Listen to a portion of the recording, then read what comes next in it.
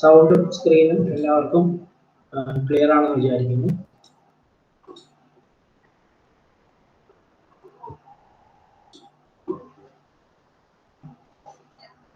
Okay, അപ്പോൾ EPGTയുടെ ഇന്നത്തെ ക്ലാസ്സിലേക്ക് നമ്മൾ കടക്കുകയാണ്.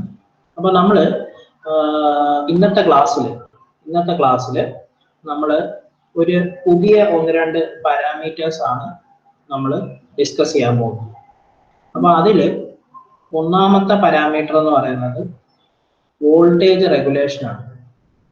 എന്താണ് വോൾട്ടേജ് റെഗുലേഷൻ? ഓക്കെ, എന്താണ് വോൾട്ടേജ് റെഗുലേഷൻ എന്നുള്ളതാണ് നമ്മൾ പറയുന്നത്. അപ്പൊ നമ്മൾ ട്രാൻസ്മിഷൻ ലൈനുകളെ പറ്റി ഡിസ്കസ് ചെയ്തു, ഡിഫറെന്റ് ടൈപ്സിനെ പറ്റി നമ്മൾ ഡിസ്കസ് ചെയ്തു. നമ്മൾ അതേപോലെ തന്നെ നമ്മൾ ഡിഫറെന്റ് എന്താ പറയുക ട്രാൻസ്മിഷൻ ലൈൻസിന്റെ പാരാമീറ്റേഴ്സ്, അതായത് റെസിസ്റ്റൻസ്, ഇൻഡക്ടൻസ്, കപ്പാസിറ്റൻസിനെ പറ്റിയും നമ്മൾ ഡിസ്കസ് ചെയ്തു. അപ്പോൾ നമുക്ക് ഒരു ട്രാൻസ്മിഷൻ ലൈൻ ഉണ്ട്. ആ ട്രാൻസ്മിഷൻ ലൈനിൽ നിന്ന് ലൈനുകൾ ഇങ്ങനെ പോയി ഡിഫറെന്റ് സ്ഥലങ്ങളിലേക്ക് നമ്മൾ ട്രാൻസ്മിഷൻ നടത്തുകയാണ്. അപ്പം ഏറ്റവും പ്രധാനപ്പെട്ട ഒരു ടേമാണ് വോൾട്ടേജ് റെഗുലേഷൻ എന്ന് പറയുന്നത്. അപ്പൊ എന്താണ് വോൾട്ടേജ് റെഗുലേഷൻ അല്ലെങ്കിൽ പെർസെന്റേജ് റെഗുലേഷൻ എന്താണെന്നുള്ളതാണ് പറയുന്നത്. അപ്പം ഇവിടെ നമ്മൾ എഴുതിയിട്ടുള്ളത് voltage regulation of a transmission or distribution line is the measuring change in receiving end voltage from no load to full load condition. അതായത് നമ്മൾ ഒരു സ്ഥലത്ത് നിന്നും ഒരു വോൾട്ടേജ് ട്രാൻസ്മിറ്റ് ചെയ്യും. ഈ ട്രാൻസ്മിറ്റ് ചെയ്യുന്ന വോൾട്ടേജിനെയാണ് സെൻഡിങ് എൻഡ് വോൾട്ടേജ് എന്ന് പറയുന്നത്. അതിനെ നമ്മൾ VS എന്ന് എഴുതി. അതേപോലെ തന്നെ നമുക്ക് ഒരു ലോഡ് പോയിന്റിൽ നമ്മൾ റിസീവ് ചെയ്യുന്ന വോൾട്ടേജിനെയാണ് നമ്മൾ VR എന്ന് പറഞ്ഞിട്ടുള്ള റെപ്രസെന്റ് ചെയ്യുന്നത്. VR എന്ന് പറഞ്ഞ് റെപ്രസെന്റ് ചെയ്യുന്നത്. അതാണ് റിസീവിംഗ് എൻഡ് വോൾട്ടേജ് എന്ന് പറയുന്നത്. അപ്പൊ പെർസെന്റേജ് റെഗുലേഷൻ എന്താണ് ഉദ്ദേശിക്കുന്നതെന്ന് വെച്ചാൽ, നമ്മൾ ഒരു സെൻഡിങ് എൻഡ് വോൾട്ടേജ് നമ്മൾ അയച്ചു, നമുക്ക് ഒരു റിസീവിംഗ് എൻഡ് വോൾട്ടേജ് നമുക്ക് കിട്ടി അല്ലെ? ഒരു സെൻഡിങ് എൻഡ് വോൾട്ടേജ് നമ്മൾ അയച്ചു, ഒരു റിസീവിംഗ് എൻഡ് വോൾട്ടേജ് നമുക്ക് കിട്ടി. അപ്പോൾ എപ്പോഴും റിസീവിംഗ് എൻഡ് വോൾട്ടേജ് എന്ന് പറയുന്നത് സെൻഡിങ് എൻഡ് വോൾട്ടേജിനെക്കാട്ടിലും കുറവായിരിക്കും. റിസീവിംഗ് എൻഡ് വോൾട്ടേജ്, അതായത് നമുക്ക് സെൻഡിങ് എൻഡ് വോൾട്ടേജിൽ നമ്മൾ സെൻഡ് ചെയ്ത വോൾട്ടേജിൽ നിന്ന് നമ്മുടെ ട്രാൻസ്മിഷൻ ലൈനിൽ നമ്മൾ എത്ര ദൂരം ഈ ലൈൻ സഞ്ചരിച്ചോ അത്രയും ഭാഗത്തുള്ള റെസിസ്റ്റൻസിന്റെ ഡ്രോപ്പും അതേപോലെ തന്നെ ഇൻഡക്ടൻസിന്റെ വോൾട്ടേജ് ഡ്രോപ്പും ഒക്കെ കഴിഞ്ഞിട്ടേ നമുക്ക് എന്ത് കിട്ടത്തുള്ളൂ? റിസീവിംഗ് എൻഡ് വോൾട്ടേജ് കിട്ടത്തുള്ളൂ. അപ്പോൾ വോൾട്ടേജ് റെഗുലേഷൻ എന്നുകൊണ്ട് ഉദ്ദേശിക്കുന്നത് ഈ ചേഞ്ച് ഇൻ വോൾട്ടേജ് ആണ്. അതായത് നമ്മൾ സെൻഡ് ചെയ്ത വോൾട്ടേജിൽ നിന്നും എത്രത്തോളം വോൾട്ടേജ് കുറഞ്ഞിട്ടാണ് റിസീവിംഗ് എൻഡിൽ നമുക്ക് വോൾട്ടേജ് കിട്ടുന്നത്.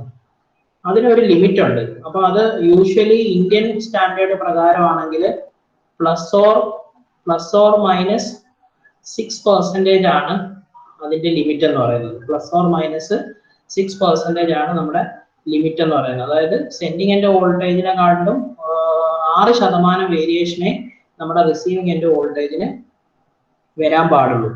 അപ്പോൾ ഉദ്ദേശിക്കുന്നത് എന്താന്ന് വെച്ചാൽ ഇതാണ്ട് വോൾട്ടേജ് റെഗുലേഷൻ എന്ന് പറഞ്ഞാൽ VS minus VR divided by VR into 100 ആണ്. അതായത് VS എന്ന് പറയുന്നത് എന്താണ്? നോ ലോഡ് റിസീവിംഗ് എൻഡ്, അതായത് no load receiving end voltage minus full load receiving end voltage divided by full load receiving end voltage. ഇതിലിപ്പോ നമ്മുടെ VR എന്ന് പറയുന്നത് റിസീവിംഗ് എൻഡ് വോൾട്ടേജ് ആണ്. ഇതിൽ VS എന്ന് പറയുന്നത് സെൻഡിങ് എൻഡ് വോൾട്ടേജ് ആണ്. അപ്പൊ ഈ സെൻഡിങ് എൻഡ് വോൾട്ടേജ് എന്ന് പറയുന്നത് no load receiving end voltage ആണ്. അതായത് ലോഡ് ഇല്ലാത്ത സമയത്ത്, നോ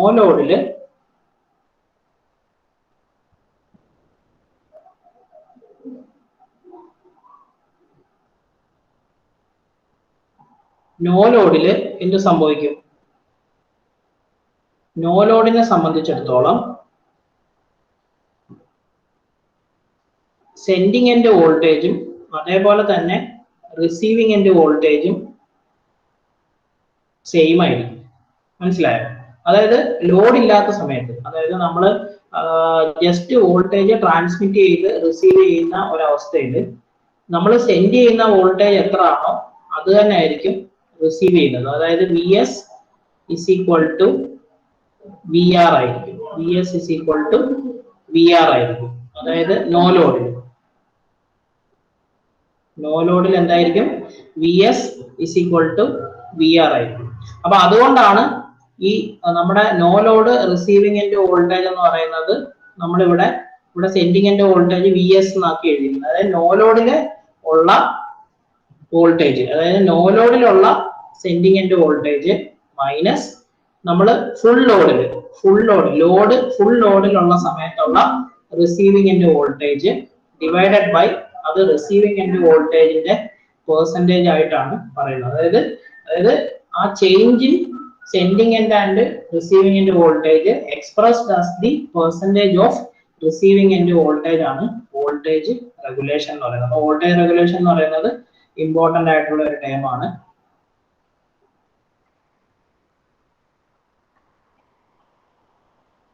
ഇനി അതേപോലെ തന്നെ ഒരു പ്രധാനപ്പെട്ട മറ്റൊരു ടേമാണ്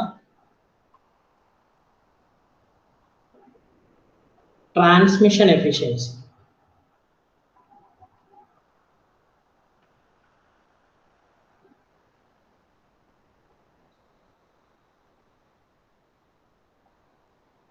ട്രാൻസ്മിഷൻ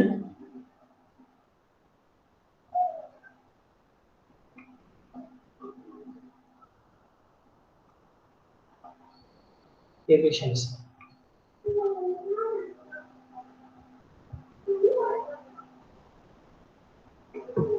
അപ്പൊ ട്രാൻസ്മിഷൻ എഫിഷ്യൻസി അതും നമ്മുടെ ഇമ്പോർട്ടന്റ് ആയിട്ടുള്ള ഒരു പാരാമീറ്റർ ആണ്. അപ്പൊ ട്രാൻസ്മിഷൻ എഫിഷ്യൻസി എന്താണെന്നുള്ളതാണ് നമ്മൾ ഡിസ്കസ് ചെയ്യുന്നത്. അപ്പൊ ട്രാൻസ്മിഷൻ എഫിഷ്യൻസി എന്ന് പറയുന്നത് അതായത് ratio of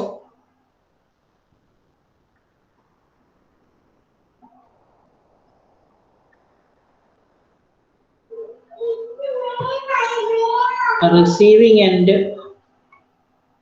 power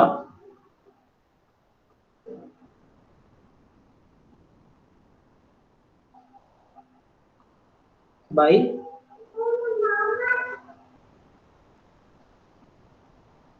sending end power.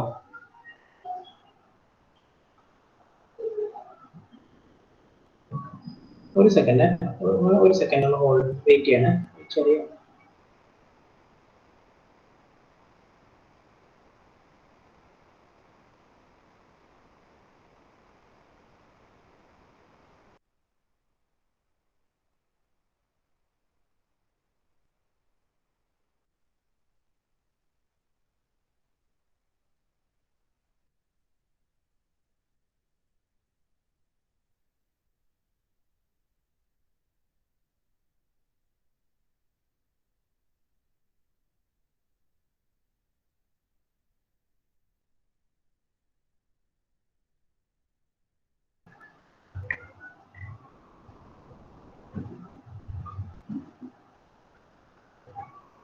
Hello, നിങ്ങൾക്ക് എന്റെ വോയിസിൽ എന്തെങ്കിലും ബ്രേക്ക് ഉണ്ടോ? ആരെങ്കിലും ഒന്ന് പറയാമോ?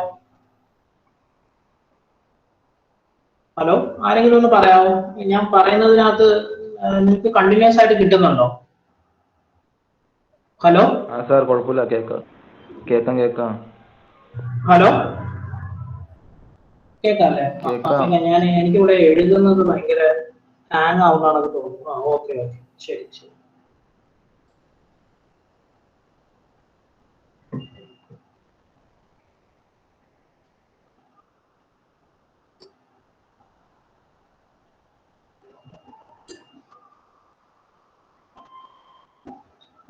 അതായത് നമ്മുടെ ട്രാൻസ്മിഷൻ എഫിഷ്യൻസി കൊണ്ട് ഉദ്ദേശിക്കുന്നത് receiving end power divided by sending end power, divided by sending end power into 100.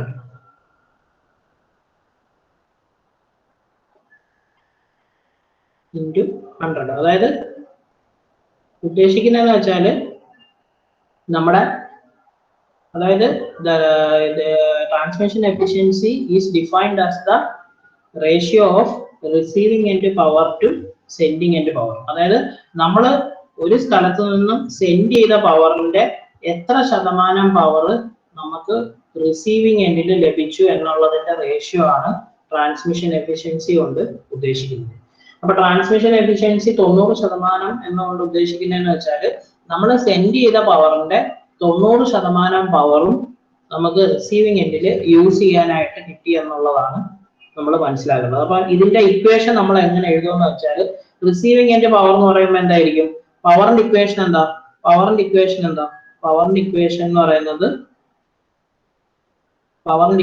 പറയുന്നത് എന്താണ്? വി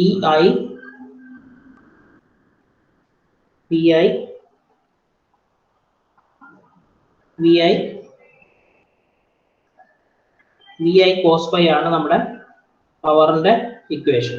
അപ്പോ ഈ നമ്മുടെ ഇതിന്റെ ഇക്വേഷൻ നമ്മൾ എങ്ങനെ എഴുതും? അതായത് റിസീവിംഗ് എൻഡിലെ പവർ എങ്ങനെ എഴുതും? വി ആർ, അതായത് voltage at receiving end, V R, current at receiving end I R, പിന്നെ കോസ്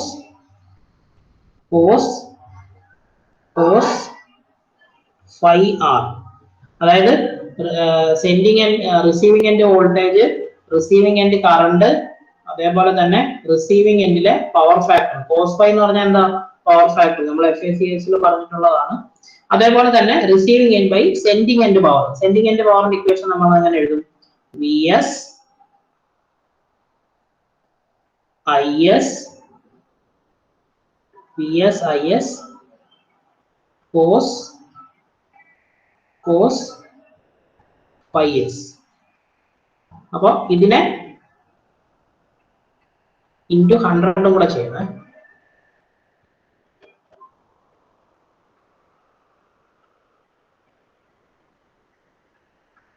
ഇൻറ്റു 100. അപ്പൊ ഇത് എന്തിലാണ് എക്സ്പ്രസ് ചെയ്യുന്നത്?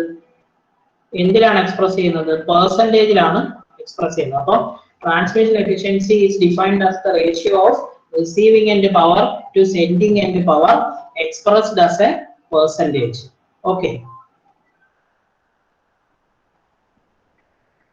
ഇനി നമ്മള് അടുത്തതെന്ന് പറയാം. അപ്പൊ നിങ്ങൾ 2 ടേം നമ്മൾ പഠിച്ചു, 2 ഇമ്പോർട്ടന്റ് ആണ്. അടുത്ത 3ാമത്തെ ടേമാണ്. നമ്മൾ ഇതെല്ലാം ഇമ്പോർട്ടന്റ് ടേംസ് ആണ് പവർ സിസ്റ്റത്തിൽ, കേട്ടോ. അപ്പൊ നിങ്ങൾ ഒന്നും വിട്ട് കളയരുത്, എല്ലാം ഇമ്പോർട്ടന്റ് ടേംസ് ആണ്.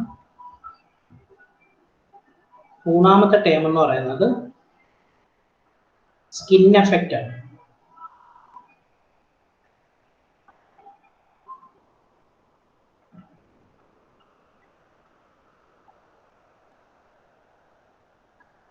സ്കിൻ എഫക്റ്റ് 3ാമത്തെ പവർ സിസ്റ്റത്തിലെ വളരെ ഇമ്പോർട്ടന്റ് ആയിട്ടുള്ള ഒരു ടേമാണ് നമ്മുടെ സ്കിൻ എഫക്റ്റ് എന്ന് പറയുന്നത്. ഓക്കെ. അപ്പൊ ഇതില് നമ്മൾ സ്കിൻ എഫക്റ്റ് ഡിഫൈൻ ചെയ്യുന്ന സമയത്ത് എന്താണ് സ്കിൻ എഫക്റ്റ് എന്നുള്ളത്? സ്കിൻ എഫക്റ്റ് നമുക്ക് 2 തരം വോൾട്ടേജസ് ഉണ്ട്. AC ഉണ്ട്, അതേപോലെ തന്നെ DC ഉണ്ട്. ഇതില് DC-യില് സ്കിൻ എഫക്റ്റ് എന്ന് പറയുന്ന ഒരു ഫിനോമിനേ ഉണ്ടാവുള്ളൂ. High voltage high current pass ചെയ്യുന്ന AC സിസ്റ്റത്തിൽ ഉണ്ടാവുന്ന ഒരു ഫിനോമിനനാണ് സ്കിൻ എഫക്റ്റ് എന്ന് പറയുന്നത്. അപ്പൊ സ്കിൻ എഫക്റ്റ് എന്താണെന്ന് വെച്ചാൽ, നമ്മളൊരു കണ്ടക്ടർ ഉണ്ടെങ്കിൽ, നമ്മൾ ഒരു ട്രാൻസ്മിഷൻ ലൈനിൽ ഉള്ള ഒരു കണ്ടക്ടറാണ് നമ്മളിവിടെ വരച്ചിരിക്കുന്നത്. അപ്പൊ ഈ ട്രാൻസ്മിഷൻ ലൈനിലെ ഒരു സിംഗിൾ കണ്ടക്ടർ നമ്മൾ യൂസ് ചെയ്യുമ്പോൾ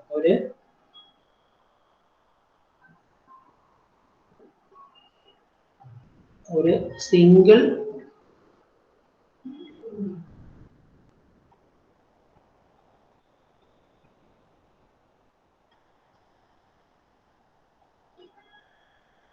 സിംഗിൾ കണ്ടക്ടർ യൂസ് ചെയ്യുമ്പോൾ ഉണ്ടാവുന്ന ഒരു ഫിനോമിനനാണ് സ്കിൻ എഫക്റ്റ് എന്ന് പറയുന്നത്. അപ്പൊ എന്താണ് സ്കിൻ എഫക്റ്റ് എന്നുള്ളതാണ് പറയുന്നത്. അതായത് skin effect is A phenomenon in which the majority of the current trends to travel along the surface of the conductor is called skin effect. അപ്പോൾ സ്കിൻ എഫക്റ്റിന്റെ പ്രധാനപ്പെട്ട കാര്യം എന്ന് വെച്ചാൽ ഒന്നെന്ന് പറയുന്നത് സ്കിൻ എഫക്റ്റ് എന്ന് പറയുന്ന ഫിനോമിനൻ ഏതിൽ മാത്രമേ ഉണ്ടാവുള്ളൂ? എ സിയിൽ മാത്രമേ ഉണ്ടാവുള്ളൂ. എന്താണ് സ്കിൻ എഫക്റ്റ്? നമ്മൾ ഒരു ഹൈ വോൾട്ടേജ് സിസ്റ്റത്തിൽ ഒരു high current, high voltage single current A സിയിലും അതേപോലെ തന്നെ എന്തിലാണ് ഉണ്ടാവുന്നത്? ഹൈ കറണ്ട്,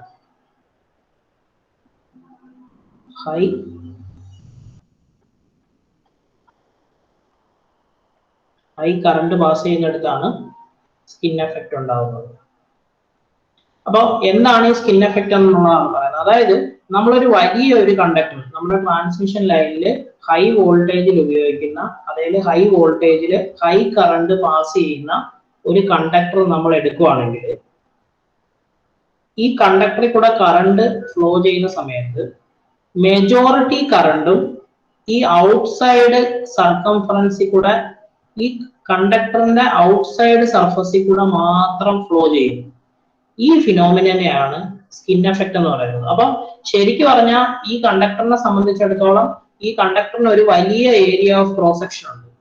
പക്ഷെ നമ്മൾ high current A C, high കറണ്ടിലുള്ള alternating current A C pass ചെയ്യുന്ന സമയത്ത് മെജോറിറ്റി കറണ്ടും ഈ കണ്ടക്ടറിന്റെ ഔട്ട്സൈഡ് സർഫസ്, ഈ ഔട്ട്സൈഡ് ഭാഗത്തിൽ കൂടെ പ്രിഡോമിനന്റ് ആയിട്ട് ഫ്ലോ ചെയ്യുന്ന ഈ ഫിനോമിനെയാണ് നമ്മൾ സ്കിൻ എഫക്റ്റ് എന്ന് പറയുന്നത്. അപ്പൊ സ്കിൻ എഫക്റ്റ് എ സിയിൽ മാത്രമേ ഉണ്ടാവുള്ളൂ. അപ്പോൾ ഈ സ്കിൻ എഫക്റ്റ് എന്താണ്? അതായത് the majority portion of the current tends to travel along the outside surface of the conductor. ഇവിടെ നമ്മൾ എഴുതിയിട്ടുണ്ട് നടുഭാഗത്ത് നോ കറണ്ട് ഫ്ലോ, അതേപോലെ തന്നെ ഔട്ട്സൈഡ് ഭാഗത്ത് current flows over the surface എന്ന് എഴുതിയിട്ടുണ്ട്. അപ്പൊ അത് എന്തുകൊണ്ടാണ് വരുന്നത് എന്നുള്ളതാണ് നമ്മൾ പറയുന്നത്. അതായത് നമുക്കറിയാം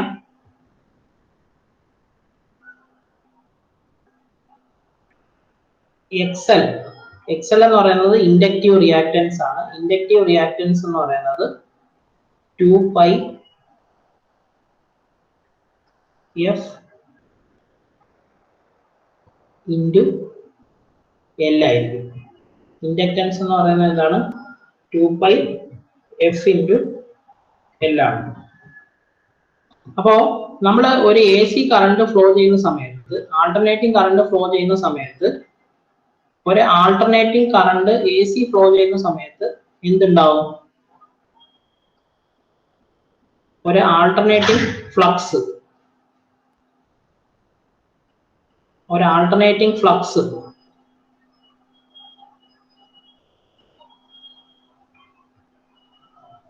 ഒരു ആൾട്ടർനേറ്റിംഗ് എ സി ഫ്ലോ ചെയ്യുന്ന സമയത്ത് ഒരു ആൾട്ടർനേറ്റിംഗ് ഫ്ലക്സ് ഉണ്ടാവും.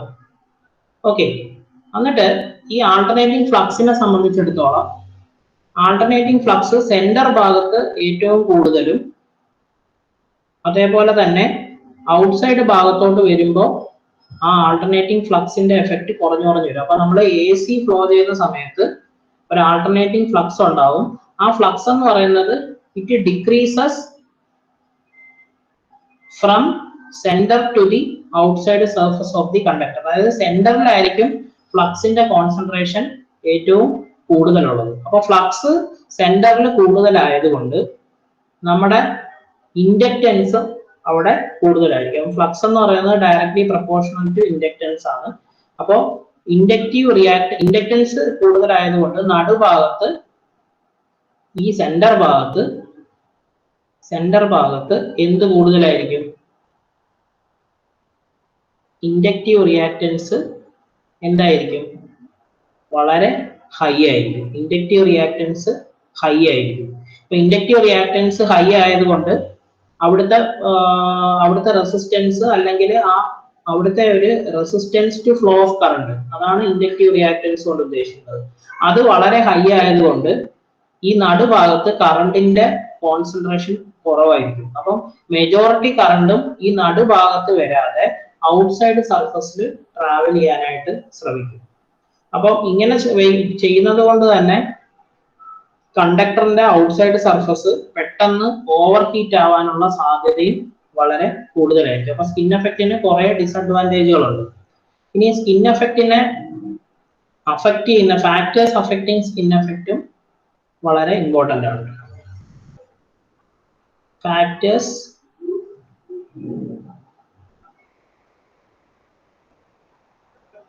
affecting skin effect.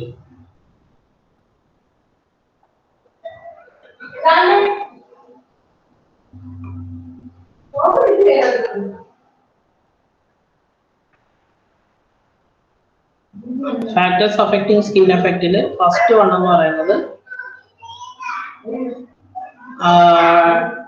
diameter of conductor.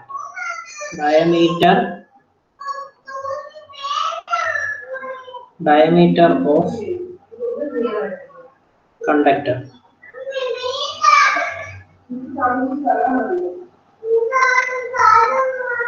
Diameter of conductor increase ചെയ്യുന്ന സമയത്ത് diameter of conductor increase ചെയ്യുമ്പോൾ എന്ത് സംഭവിക്കും? Outside circumference increase ചെയ്യും.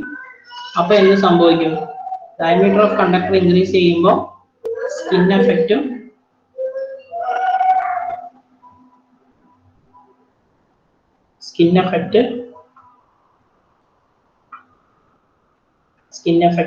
increase ചെയ്യും. Diameter of conductor increase ചെയ്യുമ്പോൾ skin effect increase ചെയ്യും. ഇനി frequency, നമ്മൾ വർക്ക് ചെയ്യുന്ന AC-യുടെ ഫ്രീക്വൻസി ഇൻക്രീസ് ചെയ്യുന്ന സമയത്ത് ഫ്രീക്വൻസി ഇൻക്രീസ് ചെയ്യുമ്പോൾ എങ്ങനെയായിരിക്കും? സ്കിൻ എഫക്റ്റ് കൂടുകയോ കുറയോ? എന്ത് സംഭവിക്കും ഫ്രീക്വൻസി ഇൻക്രീസ് ചെയ്യുമ്പോൾ? നമ്മുടെ എക്സലിന്റെ ഇക്വേഷൻ എന്ന് പറയുന്നത് എക്സൽ എന്ന് പറയുന്നത് 2πf × L ആണ്. അപ്പോൾ ഫ്രീക്വൻസി ഇൻക്രീസ് ചെയ്യുമ്പോൾ ഇൻഡക്റ്റീവ് റിയാക്ടൻസ് ഇൻക്രീസ് ചെയ്യും. ഫ്രീക്വൻസി ഇൻക്രീസ് ചെയ്യുമ്പോൾ ഇൻഡക്റ്റീവ് റിയാക്ടൻസ് ഇൻക്രീസ് ചെയ്യും. അപ്പോൾ ഫ്രീക്വൻസി ഇൻക്രീസ് ചെയ്യുമ്പോൾ ഇൻഡക്റ്റീവ് റിയാക്ടൻസ് ഇൻക്രീസ് ചെയ്യുന്ന സമയത്ത് എന്ത് സംഭവിക്കും? സ്കിൻ എഫക്റ്റും ഇൻക്രീസ് ചെയ്യും.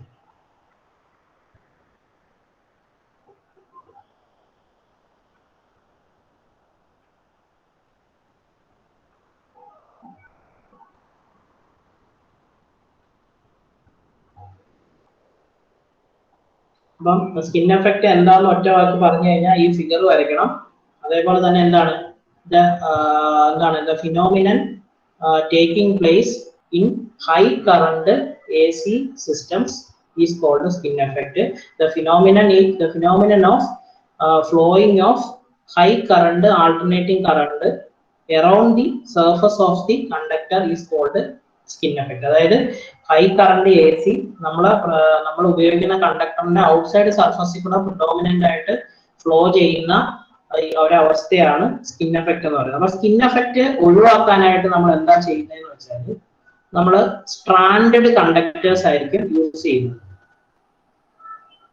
സ്കിൻ എഫക്റ്റ് ഒഴിവാക്കാനായിട്ട് എന്ത് ചെയ്യുമെന്ന് വെച്ചാൽ നമ്മളൊരു സിംഗിൾ കണ്ടക്ടർ ഉപയോഗിക്കുന്നതിന് പകരം ഇങ്ങനെ പിരിച്ച് ഒത്തിരി കണ്ടക്ടേഴ്സ് വെച്ചിട്ടായിരിക്കും നമ്മളൊരു സിംഗിൾ കണ്ടക്ടറിനെ ഉപയോഗിക്കുന്നത്. അപ്പൊ ട്രാൻസ്മിഷൻ ലൈനിലെ കണ്ടക്ടർ നമ്മൾ അടുത്ത് പോയി നോക്കിക്കഴിഞ്ഞാൽ ഒരു സിംഗിൾ കണ്ടക്ടർ ഒരിക്കലും അവര് ഉപയോഗിക്കത്തില്ല. ഇങ്ങനെ പിരിച്ച് ഒത്തിരി കണ്ടക്ടേഴ്സ് ആയിട്ട് നിങ്ങൾ ഉപയോഗിക്കും. നിങ്ങൾ എവിടെയെങ്കിലും ഒക്കെ നോക്കിക്കഴിഞ്ഞാൽ അറിയാൻ പറ്റും. ട്രാൻസ്മിഷൻ ലൈനിൽ മാത്രമല്ല, നമ്മൾ ഹൈ വോൾട്ടേജ് സിസ്റ്റത്തിൽ ഉപയോഗിക്കുന്ന ഹൈ കറണ്ട് പാസ് ചെയ്യുന്നിടത്തുള്ള കണ്ടക്ടേഴ്സ് എല്ലാം ഉപയോഗിക്കുന്നത് ഇപ്പം വലിയ ട്രാൻസ്ഫോമറിനകത്തുള്ള കണക്ഷൻ ചെയ്യുന്ന വൈൻഡിങ് വയേഴ്സ്, അങ്ങനത്തെ ഹൈ കറണ്ട് ഫ്ലോ ചെയ്യുന്ന സ്ഥലത്തുള്ള കണ്ടക്ടേഴ്സ് എല്ലാം നമ്മൾ സ്ട്രാൻഡഡ് കണ്ടക്ടേഴ്സ് ആയിരിക്കും ഉപയോഗിക്കുന്നത്. ഇതിനെ പറയുന്ന പേരാണ് സ്ട്രാൻഡഡ്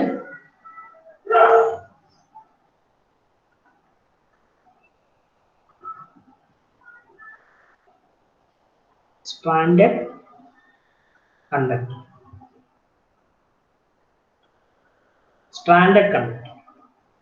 അപ്പൊ നമ്മൾ സ്കിൻ എഫക്റ്റ് ഒഴിവാക്കാനായിട്ട് എന്താണ് ഉപയോഗിക്കുന്നതെന്ന് ചോദിച്ചാൽ നിങ്ങൾ കറക്റ്റ് ആയിട്ട് പറയണേ. എന്താണ് നമ്മൾ ഉപയോഗിക്കുന്നത്? സ്ട്രാൻഡഡ് കണ്ടക്ടേഴ്സ് ആണ് നമ്മൾ ഉപയോഗിക്കുന്നത്. സ്ട്രാൻഡഡ് കണ്ടക്ടേഴ്സ് ഉപയോഗിക്കുമ്പോൾ എന്ത് പറ്റുമെന്ന് വെച്ചാൽ ഈ നടുഭാഗം നിങ്ങൾ എടുത്താലും ഒത്തിരി കണ്ടക്ടേഴ്സ് ഉണ്ടാവും. നമ്മൾ നടുഭാഗം എടുത്തു കഴിഞ്ഞാലും ഇപ്പൊ ഇവിടെ ഒരു കണ്ടക്ടർ ഉണ്ട്, കണ്ടക്ടർ 1, ഇവിടെ കണ്ടക്ടർ 2, ഇവിടെ കണ്ടക്ടർ 3, ഇവിടെ കണ്ടക്ടർ 4, ഇവിടെ കണ്ടക്ടർ 5, ഇവിടെ കണ്ടക്ടർ 6. അപ്പൊ ഒത്തിരി കണ്ടക്ടേഴ്സ് ഉണ്ട്. അപ്പൊ നിങ്ങൾ ഏതൊരു കണ്ടക്ടർ എടുത്താലും ആ കണ്ടക്ടറിന്റെ ഔട്ട്സൈഡ് സർഫസിൽ കൂടെ ഒരു കറണ്ട് ഫ്ലോ ഉണ്ടാകും. കാരണം എല്ലാം സർക്കുലർ കണ്ടക്ടേഴ്സ് പിരിച്ച് അടുപ്പിച്ച് വെച്ചേക്കുന്നുണ്ട്. ഏതൊരു കണ്ടക്ടർ എടുത്താലും നമ്മുടെ സ്കിൻ എഫക്റ്റ് ഉണ്ടെങ്കിലും ഓരോ ചെറിയ കണ്ടക്ടറിന്റെ ഔട്ട്സൈഡ് സർഫസിൽ കൂടെ നമുക്ക് കറണ്ട് ഫ്ലോ ഉണ്ടാവും. അപ്പൊ അങ്ങനെ കറണ്ട് ഫ്ലോ കിട്ടുന്ന സമയത്ത് നമ്മുടെ ഫുൾ കണ്ടക്ടർ നിങ്ങൾ എടുത്തു നോക്കിക്കഴിഞ്ഞാൽ ആ ഫുൾ കണ്ടക്ടറിന്റെ സെന്റർ ഭാഗത്തൂടെ അത്യാവശ്യം മോശമില്ലാത്ത തരത്തിലുള്ള ഒരു കറണ്ട് ഫ്ലോ നമുക്ക് കിട്ടും. അതായത് സെന്റർ ഭാഗത്തൂടെ നമുക്ക് നല്ല രീതിയിലുള്ള കറണ്ട് ഫ്ലോ കിട്ടും. അപ്പൊ ഇങ്ങനെ ചെയ്യുന്ന സമയത്ത് നമ്മൾ സ്ട്രാൻഡഡ് കണ്ടക്ടേഴ്സ് നമ്മൾ ഉപയോഗിക്കുന്ന സമയത്ത് എന്ത് സംഭവിക്കും? അതായത് സ്ട്രാൻഡഡ് കണ്ടക്ടേഴ്സ് യൂസ് ചെയ്യുമ്പോൾ അതിന്റെ എഫക്റ്റ് എന്തൊക്കെയായിരിക്കും? സ്ട്രാൻഡഡ് കണ്ടക്ടേഴ്സ് യൂസ് ചെയ്യുമ്പോൾ എഫക്റ്റീവ് റെസിസ്റ്റൻസ് കുറയും.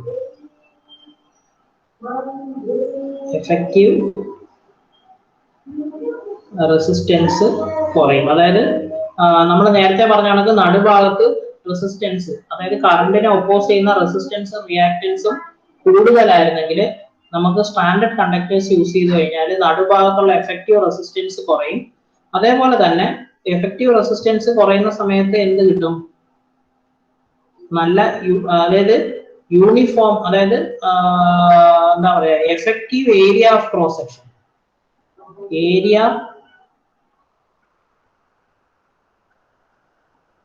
ഏരിയ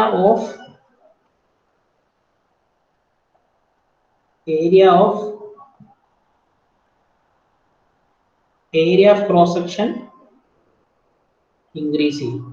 അതായത് നിങ്ങൾക്ക് അറിയാം, അതായത് റെസിസ്റ്റൻസ് ഇൻക്രീസ് ചെയ്യണോ, റെസിസ്റ്റൻസ് ഡിക്രീസ് ചെയ്യണമെന്നുണ്ടെങ്കിൽ എന്ത് സംഭവിക്കണം? ഏരിയ ഓഫ് ക്രോസ് സെക്ഷൻ കൂടണം. അപ്പൊ നമുക്കറിയാം റെസിസ്റ്റൻസിന്റെ ഇക്വേഷൻ എന്താ? റെസിസ്റ്റൻസ് എന്ന് പറയുന്നത് is equal to rho L by A ആണ്. റെസിസ്റ്റൻസ് എന്ന് പറയുന്നത് റോ എൽ ബൈ എ ആണ്. അപ്പൊ റെസിസ്റ്റൻസ് ഇൻക്രീസ് ചെയ്യണമെന്നുണ്ടെങ്കിൽ എന്ത് സംഭവിക്കണം? ഇവിടുത്തെ ഡിനോമിനേറ്റർ, അതായത് ഏരിയ ഓഫ് ക്രോസ് സെക്ഷൻ കുറയണം. അപ്പൊ ഇവിടെ നമ്മൾ പറഞ്ഞതെന്ന് വെച്ചാൽ സ്റ്റാൻഡേർഡ് കണ്ടക്ടേഴ്സ് ഉപയോഗിക്കുമ്പോൾ റെസിസ്റ്റൻസ് കുറയുമ്പോൾ ഏരിയ ഓഫ് ക്രോസ് സെക്ഷൻ എന്ത് ചെയ്യണം? കൂടണം. അപ്പം സ്റ്റാൻഡേർഡ് കണ്ടക്ടേഴ്സ് ഉപയോഗിക്കുന്ന സമയത്ത് effective area of cross section കൂടും. അപ്പൊ ഈ ഫാക്ടേഴ്സ് എഫക്റ്റിംഗ് സ്കിൻ എഫക്റ്റില് നിങ്ങൾക്ക് ഒരു പോയിന്റും കൂടെ എഴുതാം. എന്താണ്? Effective area of cross section, അതായത് നടുക്കൂടെ കറണ്ട് ഫ്ലോ ചെയ്യാത്തത് കൊണ്ട് effective cross sectional area, CSA, effective cross sectional area decreases. അതായത് നമ്മൾ സ്കിൻ എഫക്റ്റ് ഉണ്ടാകുന്ന സമയത്ത് ആ കണ്ടക്ടറിന്റെ എഫക്റ്റീവ് ആയിട്ടുള്ള ക്രോസ് സെക്ഷണൽ ഏരിയ കുറയും. അപ്പൊ അതാണ് ഏറ്റവും പ്രധാനപ്പെട്ട കാര്യം. എഫക്റ്റീവ് ക്രോസ് സെക്ഷണൽ ഏരിയ കുറയുന്നത് കൊണ്ട് നടുഭാഗത്ത് റെസിസ്റ്റൻസ് കൂടുതലായിരിക്കും, കൂടുതൽ കറണ്ട് ഔട്ട്സൈഡിൽ കൂടെ ഫ്ലോ ചെയ്യും. ചെയ്യുമെന്ന് മാത്രമല്ല, ഔട്ട്സൈഡിൽ കൂടെ ഫ്ലോ ചെയ്യുന്നതിനോടൊപ്പം തന്നെ ഹീറ്റ് ഡിസിപ്പേഷൻ ഭയങ്കരമായിട്ട് കുറയും. കണ്ടക്ടർ പെട്ടെന്ന് ചൂടാവും. കാരണം എല്ലാ കറണ്ടും കൂടെ ഔട്ട്സൈഡിൽ കൂടെ ഫ്ലോ ചെയ്യാൻ ശ്രമിക്കുന്നതുകൊണ്ട് അത് ഭയങ്കര ഒരു ഡിസഡ്വാൻറ്റേജ് ആണ്. അപ്പൊ അതിനെ നമ്മൾ ഒഴിവാക്കാനായിട്ട്, സ്കിൻ എഫക്റ്റിനെ നമ്മൾ പൂർണ്ണമായിട്ട് ഒഴിവാക്കാനായിട്ട് നമ്മൾ എന്താണ് ട്രാൻസ്മിഷൻ ലൈനിലൊക്കെ ഉപയോഗിക്കുന്നത്? സ്ട്രാൻഡഡ് കണ്ടക്ടേഴ്സ് ആണ് ഉപയോഗിക്കുന്നത്. Stranded conductors. അപ്പൊ രണ്ടാമത്തെ ടേം നമ്മൾ പഠിച്ചു, സ്കിൻ എഫക്റ്റ്. ഓക്കെ, ഇനി അടുത്തത് നമ്മൾ അടുത്തൊരു പ്രധാനപ്പെട്ട ടേം ആണ് നമ്മൾ പഠിക്കുന്നത്. അതിന്റെ പേരാണ് ഫെറാൻഡി എഫക്റ്റ്.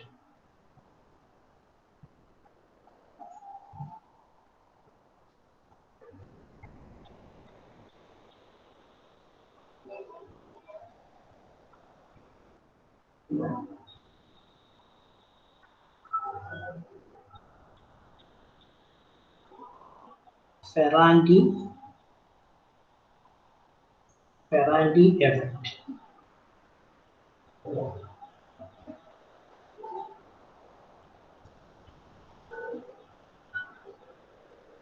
ഫെറാൻഡി എഫക്റ്റ് എന്നുള്ളതാണ് നമ്മൾ പിന്നെ പുതിയ പഠിക്കുന്ന ഒരു കാര്യം.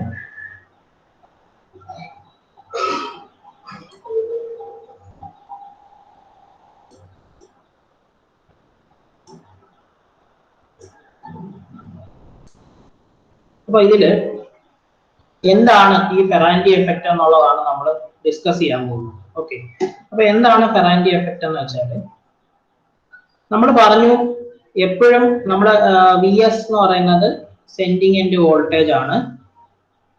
അതേപോലെ തന്നെ VR എന്ന് പറയുന്നത് റിസീവിങ് എൻഡ് വോൾട്ടേജ് ആണ്.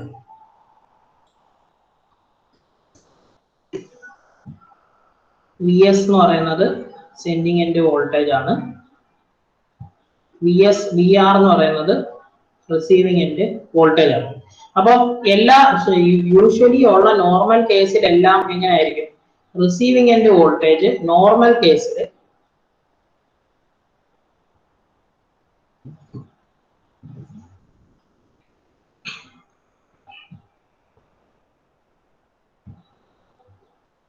നോർമലി എന്താണ്? VR ലെസ് ദാൻ VS ആയിരിക്കും. അതായത് നോർമൽ കേസിൽ ഒരു ഓവർ ഹെഡ് ട്രാൻസ്മിഷൻ ലൈനിന്റെ നോർമൽ ആയിട്ടുള്ള അവസ്ഥയിൽ സെൻഡിങ് എൻഡ് വോൾട്ടേജ് എന്ന് പറയുന്നത് റിസീവിങ് എൻഡ് വോൾട്ടേജിനെക്കാട്ടിലും കൂടുതലായിരിക്കും. ഫെറാൻഡി എഫക്റ്റ് എന്ന് പറയുന്ന എഫക്റ്റ് എന്താണെന്ന് വെച്ചാൽ ഫെറാൻഡി എഫക്റ്റ് ഉണ്ടാവുന്ന സമയത്ത് ഇത് ഫെറാൻഡി എഫക്റ്റ് ഉണ്ടാവുന്നത് first point long transmission lines. അതായത് നമ്മൾ short, medium, long 3 type transmission line പഠിച്ചു. അതായത് ലോങ് ട്രാൻസ്മിഷൻ ലൈൻ എന്ന് പറഞ്ഞാൽ 200 കിലോമീറ്ററിനൊക്കെ മുകളിലുള്ള ട്രാൻസ്മിഷൻ ലൈനാണ് ലോങ് ട്രാൻസ്മിഷൻ ലൈനിന്റെ ലോങ് ട്രാൻസ്മിഷൻ ലൈനിലാണ് ഫെറാൻഡി എഫക്റ്റ് ഉണ്ടാവുന്നത്. രണ്ടെന്ന് പറയുന്നത് നോ ലോഡിലാണ് ഇത് ഉണ്ടാവുന്നത്.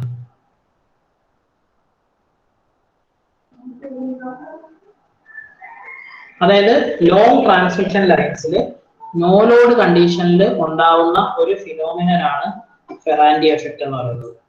നോ ലോഡ് കണ്ടീഷനിൽ ലോങ് ട്രാൻസ്മിഷൻ ലൈൻസിൽ ഉണ്ടാവുന്ന ഒരു പർട്ടിക്കുലർ ഫിനോമിനനാണ് നമ്മുടെ ഈ ഫെറാൻഡി എഫക്റ്റ്. അത് എന്താണെന്നുള്ളതാണ് ഇത് പറയുന്നത്. അതായത് ഫെറാൻഡി എഫക്റ്റ് എന്ന് പറയുന്നത് ലോങ് ട്രാൻസ്മിഷൻ ലൈൻസിൽ നോ ലോഡ് അവസ്ഥയിൽ sending end receiving end voltage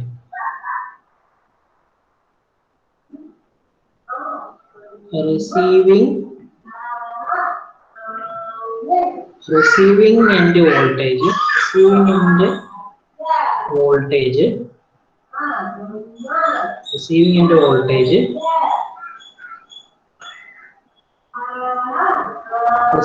voltage greater than sending end voltage VS. ഇങ്ങനെ ഒരു കണ്ടീഷൻ ഉണ്ട്. അതായത് നോർമൽ കണ്ടീഷനിൽ നിന്നും വ്യത്യസ്തമായിട്ട് receiving end voltage sending end വോൾട്ടേജിനെക്കാട്ടിലും കൂടി വരുന്ന ഒരു പർട്ടിക്കുലർ ഫിനോമിനനാണ് നമ്മുടെ ഫെറാൻഡി എഫക്റ്റ് എന്ന് പറയുന്നത്. അപ്പൊ ഫെറാൻഡി എഫക്റ്റ് എന്ന് പറയുന്ന ഫിനോമിനൻ എന്താണെന്ന് ചോദിച്ചാൽ ഒറ്റ വാക്കിൽ ഉത്തരം എഴുതുക. അതായത് in long transmission lines at no load. Kuku ഞാൻ ക്ലാസ് കുക്കു സൗണ്ട് ഉണ്ടാക്കല്ലേ? ഹലോ. അതായത് ലോങ് ട്രാൻസ്മിഷൻ ലൈൻസിൽ അതായത് it is a particular condition in long transmission lines at no load when the receiving end voltage VR is greater than the sending end voltage. അതായത് long transmission ലൈൻസിൽ no load അവസ്ഥയിൽ ചില സന്ദർഭങ്ങളിൽ receiving end voltage sending end വോൾട്ടേജിനെക്കാട്ടിലും കൂടി വരുന്ന ഒരു particular ഫിനോമിനനെയാണ് എന്തെന്ന് പറയുന്നത് ഫെറാൻഡി എഫക്റ്റ് എന്ന് പറയുന്നത്. ഈ ഫെറാൻഡി എഫക്റ്റ് എന്തുകൊണ്ടാണ് ഉണ്ടാവുന്നത് എന്നുള്ളതാണ് നമ്മൾ പറയാൻ പോകുന്നത്. അപ്പൊ ഇവിടെ ഒരു ലോങ് ട്രാൻസ്മിഷൻ ലൈൻസിന്റെ ഒരു സെൻഡിങ് എൻഡ് ഭാഗവും വരച്ചിട്ടുണ്ട്. അതേപോലെ തന്നെ ഇവിടെ ഒരു റിസീവിംഗ് എൻഡ് ഭാഗവും നമ്മൾ വരച്ചിട്ടുണ്ട്. ഇത് റിസീവിംഗ് എൻഡ് ഭാഗമാണ്, ഇത് റിസീവിംഗ് എൻഡ് ഭാഗമാണ്, ഇത് സെൻഡിങ് എൻഡ് ഭാഗമാണ്. അപ്പൊ ഇതില് നമ്മുടെ ട്രാൻസ്മിഷൻ ലൈനെ റെപ്രസെന്റ് ചെയ്യാനായിട്ട് റെസിസ്റ്റൻസ്, ഇൻഡക്ടൻസ്, കപ്പാസിറ്റൻസ് ഒക്കെ വരച്ചിട്ടുണ്ട്. അപ്പൊ കപ്പാസിറ്റൻസ് എന്ന് പറയുന്നത് ഈ ട്രാൻസ്മിഷൻ ലൈനിന്, നമ്മൾ ഉദ്ദേശിക്കുന്ന ഈ ലോങ് ട്രാൻസ്മിഷൻ ലൈനിന് നമ്മുടെ ടവറിൽ നിന്നുള്ള കണ്ടക്ടറിന് ഗ്രൗണ്ടുമായിട്ടുള്ള കപ്പാസിറ്റൻസിനെയാണ് ഈ കപ്പാസിറ്റൻസ് ആയിട്ട് കാണിച്ചിരിക്കുന്നത്. അപ്പൊ കപ്പാസിറ്റൻസ് സി എന്താണ്? Capacitance assumed to be concentrated or lumped at receiving end. നമ്മൾ എന്താ പറഞ്ഞത്? ഈ ട്രാൻസ്മിഷൻ ലൈനിന് ഇത്രയും മൊത്തം ലെങ്തിലുള്ള കപ്പാസിറ്റൻസിനെ നമ്മുടെ ലംപ്ഡ് ആയിട്ടാണ്, ലംപ്ഡ് എന്ന് പറഞ്ഞാൽ എന്താണ്, നമ്മൾ കഴിഞ്ഞ ക്ലാസ്സിൽ ഡിസ്കസ് ചെയ്തത്. അതായത് മൊത്തം നമ്മൾ ഒരു സ്ഥലത്ത് നിന്ന് മറ്റൊരു സ്ഥലത്തേക്കുള്ള കപ്പാസിറ്റൻസിനെ ഒരൊറ്റ കപ്പാസിറ്റൻസ് ആയിട്ട് സി എന്ന് പറയുന്ന വാല്യൂ ആണ് നമ്മൾ റെപ്രസെന്റ് ചെയ്തിരിക്കുന്നത്.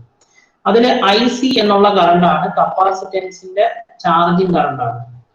നമ്മൾ ഐ സി എന്ന് പറയുന്നത് ചാർജിങ് കറണ്ട് ആണ് കപ്പാസിറ്റൻസ്. അപ്പൊ കപ്പാസിറ്റൻസിന്റെ കറണ്ട് ആയതുകൊണ്ട് തന്നെ നമ്മൾ FACS പഠിച്ചതുപോലെ എന്തായിരിക്കും? Current leads the voltage by 90 degree ആണ്. അതായത് കപ്പാസിറ്റീവ് കറണ്ട് എന്ന് പറയുന്നത് വോൾട്ടേജിനെ 90 ഡിഗ്രി ലീഡ് ചെയ്യും. അപ്പോ ഈ കപ്പാസിറ്റൻസിന്റെ എഫക്ട് കാരണം ഒരു റൈസ് ഇൻ വോൾട്ടേജ് ഉണ്ടാവുകയും ആ റൈസ് ഇൻ വോൾട്ടേജ് എന്ന് പറയുന്നത് OA മൈനസ് OC ആയിരിക്കും. ആ OA മൈനസ് OC എന്നുള്ള ടേം ആണ് നമ്മൾ IC ഇൻറ്റു XL എന്ന് പറയുന്ന സംഭവം. അതായത് ഈ ലോങ് ട്രാൻസ്മിഷൻ ലൈൻസിൽ നമ്മുടെ മൊത്തം ലൈനിന്റെ കപ്പാസിറ്റൻസ് നമ്മളൊരു സിംഗിൾ കപ്പാസിറ്റൻസ് ആയിട്ട് നമ്മൾ ലംപ്ഡ് ആയിട്ടാണ് കാണിച്ചിരിക്കുന്നത്. ലംപ്ഡ് കപ്പാസിറ്റൻസ് ആയിട്ടാണ്, ലംപ്ഡ് ആയിട്ടാണ് കാണിച്ചിരിക്കുന്നത്. ലംപ്ഡ് കപ്പാസിറ്റൻസ് ആയിട്ടാണ് കാണിച്ചിരിക്കുന്നത്. അതായത് ലംപ്ഡ് കപ്പാസിറ്റൻസ് ആയിട്ടാണ് കാണിച്ചിരിക്കുന്നത്. അപ്പൊ ഈ ലംപ്ഡ് കപ്പാസിറ്റൻസിൽ കൂടെ ഫ്ലോ ചെയ്യുന്ന കറണ്ട് ആണ് എന്താണ്? IC. ലംപ്ഡ് കപ്പാസിറ്റൻസിന്റെ കറണ്ട് ആണ് IC. ലംപ്ഡ് കപ്പാസിറ്റൻസിന്റെ കറണ്ട് ആണ് IC. അപ്പൊ ഈ IC എന്ന് പറയുന്ന ഈ ലംപ്ഡ് കപ്പാസിറ്റൻസിൽ കൂടെ ഉള്ള കറണ്ട് നമ്മുടെ ഈ ഇൻഡക്ടൻസിൽ കൂടെയും ഫ്ലോ ചെയ്യും. നമ്മുടെ ഈ ലൈനിന്റെ ഇൻഡക്ടൻസിൽ കൂടെയും അതേപോലെ തന്നെ റെസിസ്റ്റൻസിൽ കൂടെയും ഫ്ലോ ചെയ്യും. അപ്പൊ ഈ കപ്പാസിറ്റീവ് കറണ്ട് നമ്മുടെ ഇൻഡക്ടൻസിൽ ഉണ്ടാകുന്ന ഈ കപ്പാസിറ്റൻസ് കറണ്ട് നമ്മുടെ ഇൻഡക്ടൻസിൽ ഉണ്ടാക്കുന്ന വോൾട്ടേജ് ഡ്രോപ്പ് നമ്മുടെ റിസീവിംഗ് എൻഡ് വോൾട്ടേജിന്റെ കൂടെ ആഡ് ആയിട്ട് വരും. അപ്പൊ അതാണ് ഈ ഫെറാൻഡി എഫക്റ്റ് എന്ന് പറയുന്നത്. അതായത് നമ്മൾ ഇവിടെ പറഞ്ഞിരിക്കുന്നതെന്ന് വെച്ചാൽ IC ഇൻറ്റു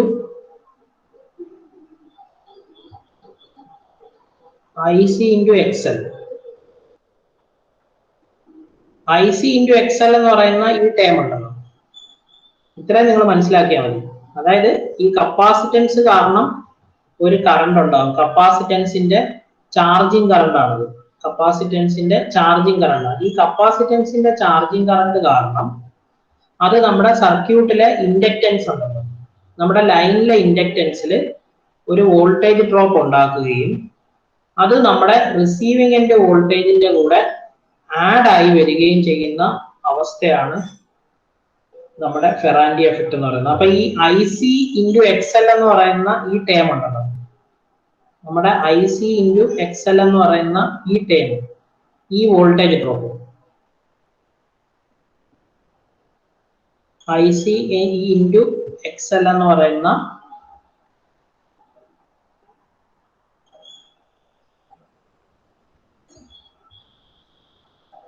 വോൾട്ടേജ് ഡ്രോപ്പ് നമ്മുടെ റിസീവിംഗ് എൻഡ് വോൾട്ടേജിന്റെ കൂടെ ആഡ് ആയി വരും.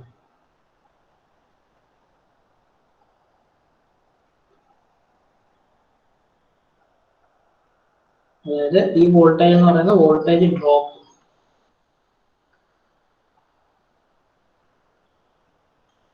അതായത് നമ്മുടെ ഈ കപ്പാസിറ്റീവ് കറണ്ട് കാരണം ഇൻഡക്റ്റൻസ്, ഈ കപ്പാസിറ്റർ കൂടെ ഉണ്ടാകുന്ന, കപ്പാസിറ്റർ ചാർജ് ചെയ്യുമ്പോൾ ഉണ്ടാകുന്ന ഈ കറണ്ട് നമ്മുടെ ഇൻഡക്റ്റൻസിൽ ഒരു വോൾട്ടേജ് ഡ്രോപ്പ് ഉണ്ടാക്കുകയും ആ വോൾട്ടേജ് ഡ്രോപ്പ് നമ്മുടെ റിസീവിംഗ് എൻഡ് വോൾട്ടേജിന്റെ കൂടെ ആഡ് ആവുകയും ചെയ്യുന്ന അവസ്ഥയാണ് നമ്മുടെ ഫെറാൻഡി എഫക്റ്റ് എന്ന് പറയുന്നത്. അപ്പൊ ഫെറാൻഡി എഫക്റ്റ് എന്താന്ന് ചോദിച്ചു കഴിഞ്ഞാൽ റിസീവിംഗ് എൻഡ് വോൾട്ടേജിന്റെ കൂടെ നമ്മുടെ എന്ത് ഈ ICXL എന്ന് പറയുന്ന ഈ ടേം ആഡായി വരുന്ന ഈ ഫിനോമിനനെയാണ് നമ്മൾ ഫെറാൻഡി എഫക്റ്റ് എന്ന് പറയുന്നത്. അപ്പം നമ്മൾ ശരിക്കും അതിന്റെ ഒരു ടേം പറയുമ്പോൾ എന്തൊക്കെയായിട്ട് വരും?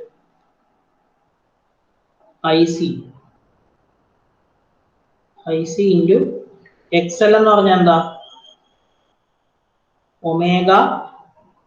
XL എന്ന് പറയുന്നത് എന്താ? ഒമേഗ L ആണ് അല്ലേ?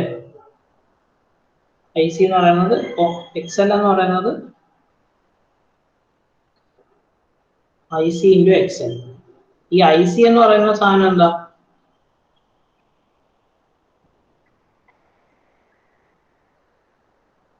IC എന്ന് പറയുന്നത് എന്താ? Current through the capacitor. Current through the capacitor. അതായത് VR ഡിവൈഡഡ് ബൈ XC ആണ്.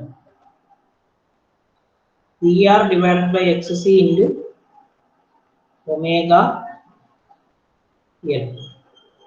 ഇതിനെ നമ്മൾ പിന്നെയും എക്സ്പ്ലെയിൻ ചെയ്ത് കഴിയുന്ന സമയത്ത് എന്ത് വരും? XC എന്ന് പറയുന്നത് 1 ബൈ ഒമേഗ C ആണ്. അപ്പൊ VR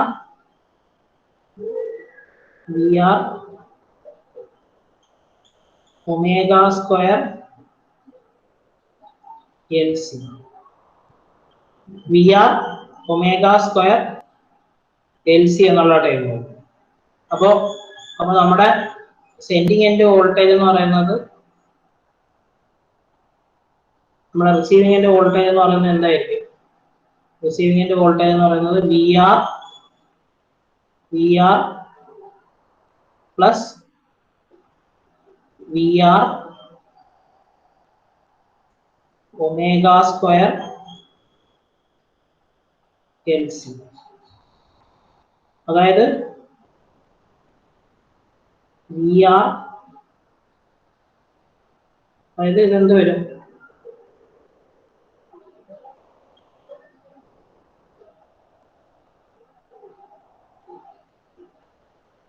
VR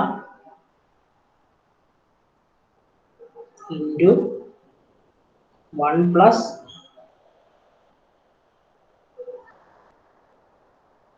omega square LC. അതായത് നമ്മൾ പറഞ്ഞു വന്നതെന്ന് വെച്ചാൽ ഈ VR ഒമേഗ സ്ക്വയർ LC എന്നുള്ള ടേം ഉണ്ടല്ലോ, ഈ ടേം ആണ് നമ്മുടെ ഈ ആഡ് ആയി വരുന്ന ടേം. അപ്പൊ ആ ടേം നമ്മുടെ റിസീവിംഗ് എൻഡ് വോൾട്ടേജിന്റെ കൂടെ, ആഡ് ആയി വരികയും അത് റിസീവിംഗ് എൻഡ് വോൾട്ടേജിനെ കൂട്ടുകയും ചെയ്യും. അപ്പൊ നോർമൽ കേസിൽ നോർമലി എന്താന്ന് ചോദിച്ചാൽ നമ്മൾ എന്താണ് ഫെറാൻഡി എഫക്റ്റ്, നോർമൽ കേസിൽ receiving end voltage sending end വോൾട്ടേജിനെക്കാട്ടിലും കുറവായിരിക്കും. അതുകൊണ്ടാണ് നമ്മൾ അതിനെ ബേസ് ചെയ്തിട്ടാണ് നമ്മൾ വോൾട്ടേജ് റെഗുലേഷൻ എന്നുള്ള ടേം ഒക്കെ നമ്മൾ എക്സ്പ്ലെയിൻ ചെയ്യുന്നത്. പക്ഷേ ഫെറാൻഡി എഫക്റ്റ് വരുന്ന കേസിൽ ഈ ചാർജിങ് കപ്പാസിറ്റർ, അതായത് കപ്പാസിറ്റൻസ് നമ്മൾ റിസീവിംഗ് എൻഡിൽ ലംബഡ് ആയിട്ടാണ് നമ്മൾ അസ്യൂം ചെയ്യുന്നത്. അപ്പൊ ആ കപ്പാസിറ്റൻസ് ലംബഡ് ആയിട്ട് ഒരൊറ്റ കപ്പാസിറ്റർ ആയിട്ട് നമ്മൾ അസ്യൂം ചെയ്യുകയും ആ കപ്പാസിറ്ററിന് ഒരു ചാർജിങ് കറണ്ട് ഉണ്ടാവുകയും ചെയ്യുകയും ആ ചാർജിങ് കറണ്ടിന്റെ എഫക്റ്റ് കാരണം അത് ലൈൻ ഇൻഡക്റ്റൻസിൽ ഒരു വോൾട്ടേജ് ഡ്രോപ്പ് ഉണ്ടാക്കി ആ വോൾട്ടേജ് ഡ്രോപ്പ് റിസീവിംഗ് എൻഡ് വോൾട്ടേജിന്റെ കൂടെ ആഡ് ആയിട്ട് വരികയും ചെയ്യുന്ന ഒരു ഫിനോമിന. അപ്പൊ ഒറ്റ വാക്കിൽ നിങ്ങളോട് ഫെറാൻഡി എഫക്റ്റ് എന്ന് പറഞ്ഞാൽ എന്ത് പറയണം? അതായത് it is a particular phenomenon occurring in long transmission lines. അതായത് it is a phenomenon occurring in, അതായത് എവിടെ മാത്രമേ അത് ഉണ്ടാകത്തുള്ളൂ? ലോങ് ട്രാൻസ്മിഷൻ ലൈൻസിൽ മാത്രം ഉണ്ടാകുന്ന ഫിനോമിനൻ ആണ്. അത് നോ ലോഡിൽ മാത്രമാണ് ഉണ്ടാകുന്നത്. It is a particular phenomenon occurring in long transmission lines at no load, and in that phenomenon what happens? The receiving end voltage seems to be higher than the sending end voltage. അതായത് long transmission ലൈൻസിൽ no load അവസ്ഥയിൽ receiving end voltage sending end വോൾട്ടേജിനെക്കാട്ടിലും കൂടുതലായി വരുന്ന ഒരു particular ഫിനോമിനയാണ് നമ്മൾ Ferranti effect എന്ന് പറയുന്നത്. അപ്പൊ ഫെറാൻഡി എഫക്റ്റും വളരെ ഇമ്പോർട്ടന്റ് ആണ്, പരീക്ഷയ്ക്ക് ചോദിക്കും. എളുപ്പമാണ്, സിമ്പിളാണ്. നിങ്ങൾ ഈ പടം ജസ്റ്റ് ഒന്ന് വരച്ചു വിട്ടാൽ മതി. കപ്പാസിറ്റൻസ് ലംപ്ഡ് ആയിട്ട് എടുക്കുന്നു. ആ ചാർജിങ് കപ്പാസിറ്റൻസിന്റെ എഫക്റ്റ് കാരണം receiving end voltage sending end വോൾട്ടേജിനെക്കാട്ടിലും ഹയർ ആയിട്ട് വരുന്ന ഒരു പർട്ടിക്കുലർ ഫിനോമിനലാണ് ഫെറാൻഡി എഫക്റ്റ്. ഓക്കെ.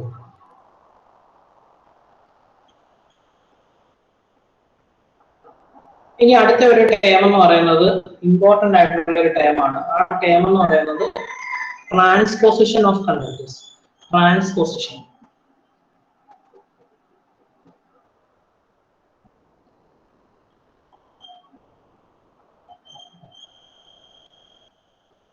അതായത് ട്രാൻസ്മിഷൻ ലൈൻസിൽ നമ്മൾ ഉപയോഗിക്കുന്ന ഒരു മറ്റൊരു പ്രധാനപ്പെട്ട ഒരു ടേമാണ് ട്രാൻസ്പോസിഷൻ എന്ന് പറയുന്നത്. അപ്പൊ എന്താണ് ട്രാൻസ്പോസിഷൻ എന്ന് പറയുന്നത്, എന്താണെന്നുള്ളതാണ് നമ്മൾ പറയാൻ പോകുന്നത്. അപ്പൊ ശരിക്കും ട്രാൻസ്പോസിഷൻ എന്താന്ന് വെച്ചാൽ ഇവിടെ എഴുതിയിട്ടുണ്ട്. അതായത് ഈ അൺസിമെട്രിക് സ്പേസിംഗ് ഉള്ളത് കൊണ്ട് നമ്മുടെ മൊത്തം സിസ്റ്റത്തിന്റെ, അതായത് ഒരു ട്രാൻസ്മിഷൻ ലൈൻ എന്ന് പറഞ്ഞാൽ കുറെ ടവറുകൾ സഞ്ചരിച്ചായിരിക്കും ഒരു ട്രാൻസ്മിഷൻ ലൈൻ നമ്മുടെ സെൻഡിങ് എൻഡിൽ നിന്നും റിസീവിംഗ് എൻഡിലേക്ക് വരുന്നത്. അപ്പൊ ട്രാൻസ്മിഷൻ ലൈനിലെ കുറെ കണ്ടക്ടേഴ്സ് ഉണ്ടാവും, RYB. ഇപ്പൊ നിങ്ങൾ ഒരു ട്രാൻസ്മിഷൻ ലൈൻ എടുത്തു കഴിഞ്ഞാൽ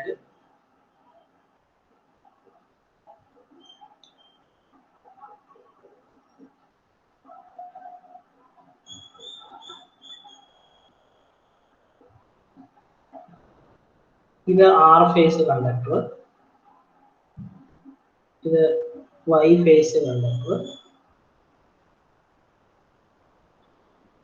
ഇപ്പുറത്താണ് വിചാരിച്ചു ഇത് B ഫേസ് കണ്ടക്ടർ. ഇത് ഇവിടെ R ഫേസ്, ഇവിടെ ഇത് നമ്മള് RYB. ഇവിടെ ഒരു R,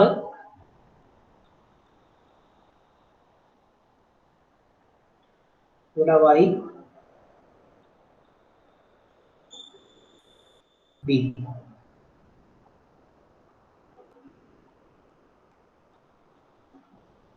അപ്പൊ ഇതില്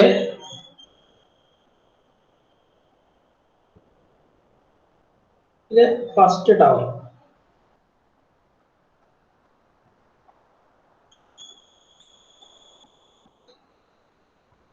നമ്മള് എന്താണ് ഈ ട്രാൻസ്മിഷൻ, ഇതിനെ നമ്മള് RYB എന്നുള്ളതിനെ ഞാനിവിടെ ABC എന്ന് മാർക്ക് ചെയ്തിട്ടുണ്ട്. അതായത് ട്രാൻസ്മിഷൻ ലൈനിൽ എന്താ പ്രത്യേകത എന്ന് വെച്ചാൽ, ഇപ്പൊ ഇവിടെ ഞാൻ വരച്ചിരിക്കുന്ന ട്രാൻസ്മിഷൻ ലൈൻ എന്ന് പറയുന്നത് ഒരു ഡബിൾ സർക്യൂട്ടാണ്. ഡബിൾ സർക്യൂട്ട് എന്ന് പറഞ്ഞാല് ആ ടവറിന്, ആ ട്രാൻസ്മിഷൻ ലൈനിൽ രണ്ട് ഫീഡറുകൾ പോകുന്നുണ്ട്. അതായത് രണ്ട് സ്ഥലത്തേക്കുള്ള ലൈനുകൾ പോകുന്നുണ്ട്.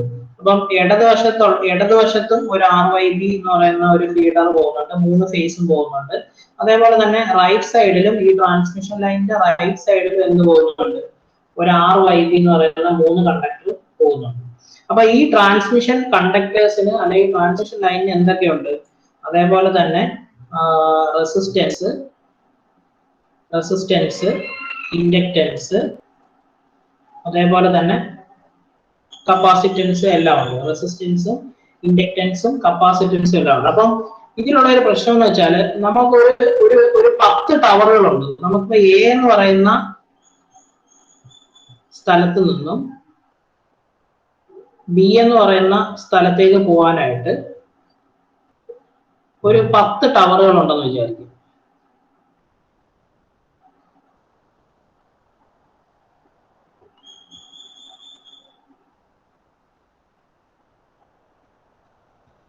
ഒരു 10 ടവറുകൾ A എന്ന് പറയുന്ന സ്ഥലത്ത് നിന്നും B എന്ന് പറയുന്ന സ്ഥലത്തേക്ക് പോകാനായിട്ട് ഒരു 10 ടവറുകൾ ഉണ്ടെന്ന് വിചാരിക്കുക. അപ്പൊ ഇതില് ട്രാൻസ്പോസിഷൻ കൊണ്ട് ഉദ്ദേശിക്കുന്നത്, നമ്മുടെ ഒരു കണ്ടക്ടർ എല്ലാ ടവറിലും ഒരു സ്ഥലത്ത് തന്നെ ഫിക്സ് ചെയ്ത് കഴിഞ്ഞാൽ ഈ കണ്ടക്ടേഴ്സ് തമ്മിൽ. അപ്പം ഇതിൽ ഞാൻ ഇവിടെ താഴെ ഒരു ഫിഗർ വരച്ചിട്ടുണ്ട്. അതിൽ എ എന്ന് പറയുന്ന ആദ്യത്തെ ഫേസിന്റെ കണ്ടക്ടറിനെ ഞാൻ ഇപ്പൊ ആർ ഫേസിലെ കണ്ടക്ടറിനെ ഞാൻ എ എന്ന് വിളിച്ചു. അതേപോലെ തന്നെ ആർ ഫേസിലെ കണ്ടക്ടറിനെ എ എന്ന് വിളിച്ചു. വൈ ഫേസിലെ കണ്ടക്ടറിനെ ബി എന്ന് വിളിച്ചു. ബി ഫേസിലെ കണ്ടക്ടറിനെ സി എന്ന് വിളിച്ചു. അപ്പോ എന്താ സംഭവം എന്ന് വെച്ചാൽ നമ്മൾ ഒരു കണ്ടക്ടർ തന്നെ ഒരു ട്രാൻസ്മിഷൻ ലൈനിൽ ഒരു കണ്ടക്ടർ ഒരു സ്ഥലത്ത് തന്നെ ഇപ്പൊ ഒരു സ്ഥലത്ത് നിന്ന് മറ്റൊരു സ്ഥലത്തേക്ക് നമ്മൾ ട്രാൻസ്മിഷൻ ലൈൻ പോകുമ്പോൾ ഓരോ ടവറിലും ഒരു സ്ഥലത്ത് തന്നെ ഇപ്പൊ എല്ലാ ടവറിലും ഒരു സ്ഥലത്ത് തന്നെ നമ്മൾ ഒരു കണ്ടക്ടറിനെ വെച്ച് കഴിഞ്ഞാൽ കണ്ടക്ടറുകൾ തമ്മിൽ ഇൻഡക്റ്റൻസിലും അതേപോലെ തന്നെ റെസിസ്റ്റൻസിലും കപ്പാസിറ്റൻസിലും ഒക്കെ ചേഞ്ച് ഉണ്ടാവും. അതായത് നമ്മളിപ്പോ ആർ ഫേസ് കണ്ടക്ടർ എടുത്തു, വൈ ഫേസിലെ കണ്ടക്ടർ എടുത്തു, ബി ഫേസിലെ കണ്ടക്ടർ എടുത്തു. അപ്പൊ ആദ്യത്തെ ടവറിനെ സംബന്ധിച്ചിടത്തോളം ആർ ഫേസിന്റെ കണ്ടക്ടർ ഏറ്റവും മുകളിലാണ്, വൈ ഫേസിന്റെ കണ്ടക്ടർ നടുക്കാണ്, ബി ഫേസിന്റെ കണ്ടക്ടർ ഏറ്റവും അടിയിലാണ്. അപ്പൊ ഇങ്ങനെ തന്നെ നമ്മൾ എല്ലാ ടവറിലും കണ്ടക്ടറിനെ കയറ്റി വിട്ടു കഴിഞ്ഞാൽ എന്ത് സംഭവിക്കും?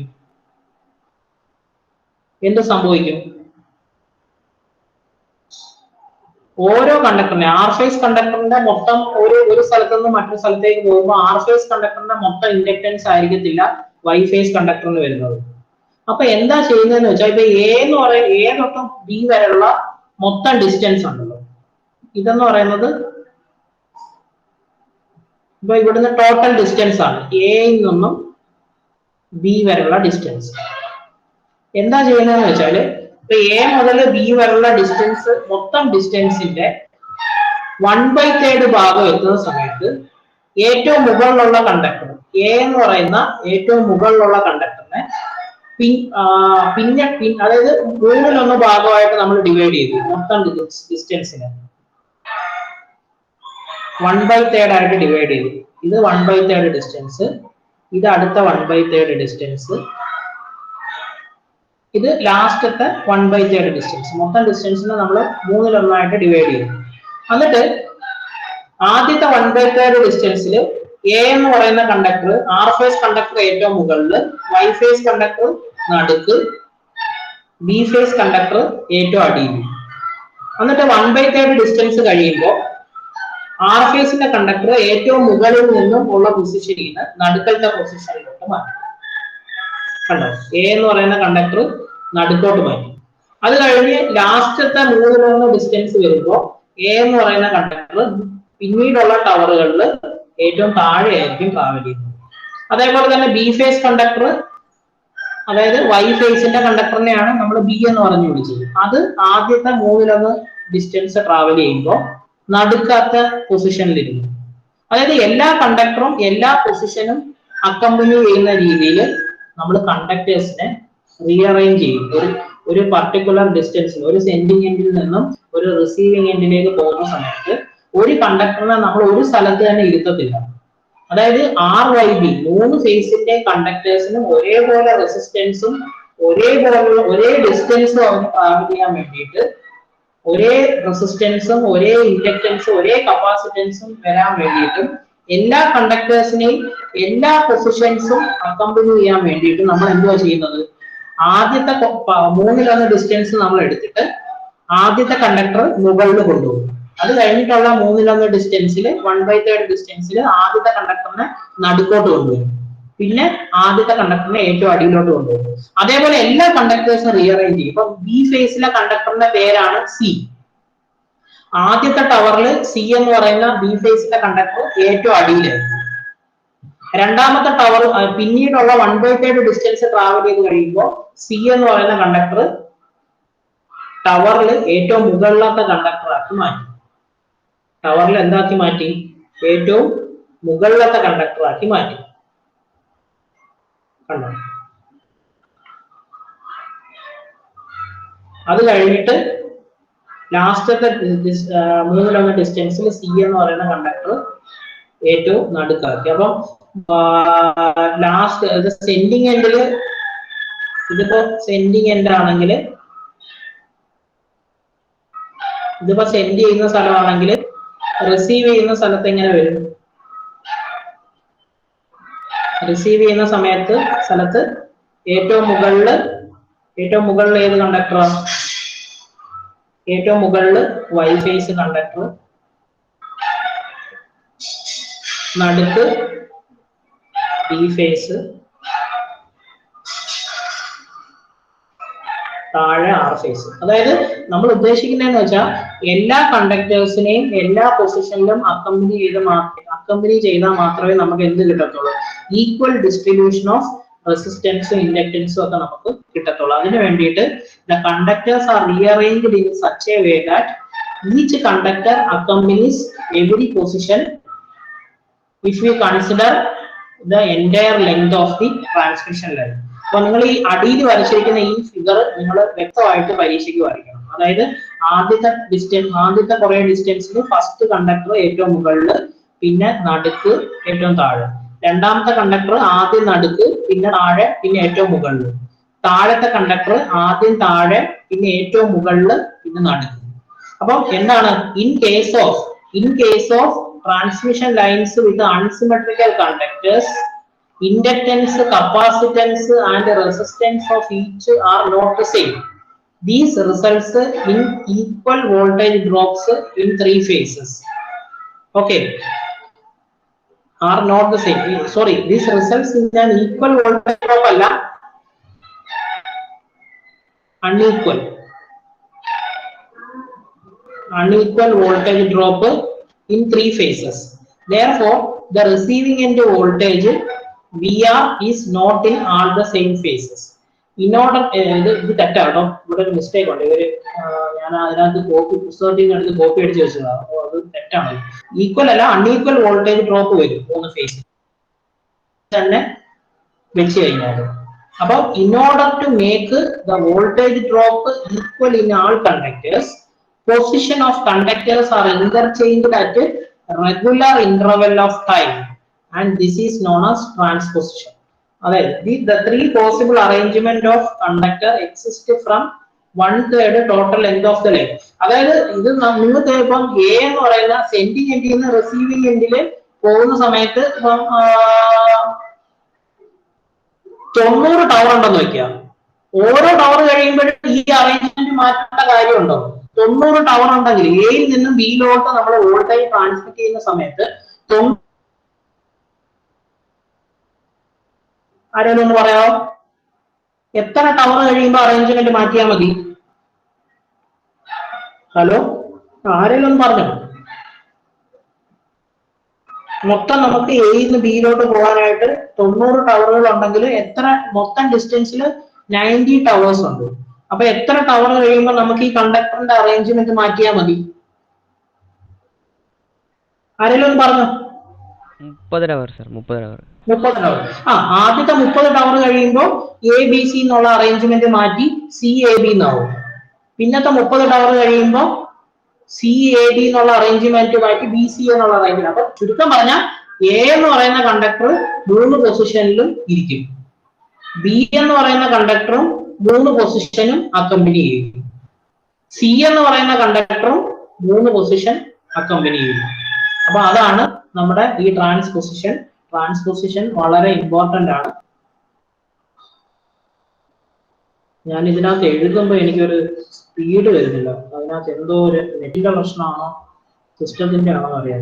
എന്തായാലും നമ്മൾ അത് അപ്പൊ ട്രാൻസ്പോസിഷൻ വളരെ ഇമ്പോർട്ടന്റ് ആണ്, എല്ലാവരും നോക്കുക. പിന്നെ കഴിഞ്ഞ ക്ലാസ്സിൽ ഇതും കൂടെ പറഞ്ഞിട്ട് നമുക്ക് ഇന്നത്തെ ക്ലാസ് നിർത്താം കേട്ടോ. കുഴപ്പമില്ല, ഞാൻ റെക്കോർഡ് ചെയ്തിട്ടുണ്ട്, റെക്കോർഡ് ചെയ്ത് അയച്ചു തരാം. പിന്നെ അതായത് നമ്മൾ ഇനിയിപ്പം ഈ കൊറോണയെ കൂടെ ഒക്കെ പറഞ്ഞേക്കാം. കൊറോണ നമ്മൾ കഴിഞ്ഞ ക്ലാസ്സിൽ ഡിസ്കസ് ചെയ്ത ടേമാണ്. എന്താണ് കൊറോണ എന്നുള്ളത് ജസ്റ്റ് ഒന്നുകൂടെ ഒന്ന് പറഞ്ഞേക്കാം. അതായത് കൊറോണ എന്ന് പറഞ്ഞാൽ എന്താണ്? അതായത് the phenomenon of faint violet glow and hissing sound and production of ozone gas around the surface of the conductor is called corona. എന്താണ് കൊറോണ? ഒരു ട്രാൻസ്മിഷൻ ലൈനില് രണ്ട് കണ്ടക്ടറുകൾ തമ്മിലോ, അതായത് ഒരു ട്രാൻസ്മിഷൻ ലൈനിലെ രണ്ട് കണ്ടക്ടറുകൾ തമ്മിലോ രണ്ട് ഹൈ വോൾട്ടേജിലാണ് ഈ കൊറോണ ഉണ്ടാവുന്നത്.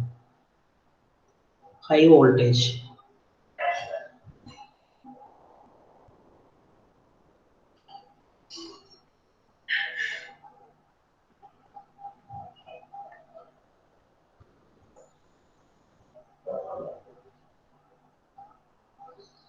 ഹൈ വോൾട്ടേജിൽ ഉണ്ടാവുന്ന ഒരു പർട്ടിക്കുലർ ഫിനോമിനൻ ആണ് കൊറോണ. ഇനി ഈ കൊറോണ എപ്പോഴാണ് ഉണ്ടാകുന്നത്? ക്രിട്ടിക്കൽ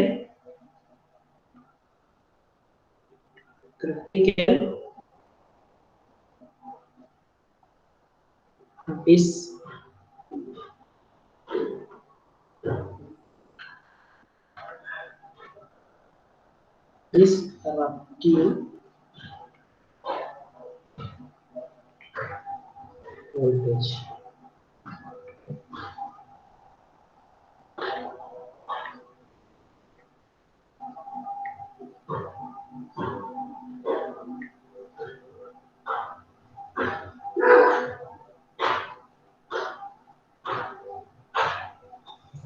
അതായത് ഹൈ വോൾട്ടേജ് ട്രാൻസ്മിഷൻ ലൈനുകളിൽ ഹൈ വോൾട്ടേജിൽ ഉണ്ടാവുന്ന ഒരു പർട്ടിക്കുലർ ഫിനോമിനൻ ആണ് കൊറോണ. അപ്പൊ കൊറോണ എന്താണെന്ന് വെച്ചാൽ നമ്മുടെ ട്രാൻസ്മിഷൻ ലൈനിലെ ഓപ്പറേറ്റിംഗ് വോൾട്ടേജ് ക്രിട്ടിക്കൽ ഡിസ്റപ്റ്റീവ്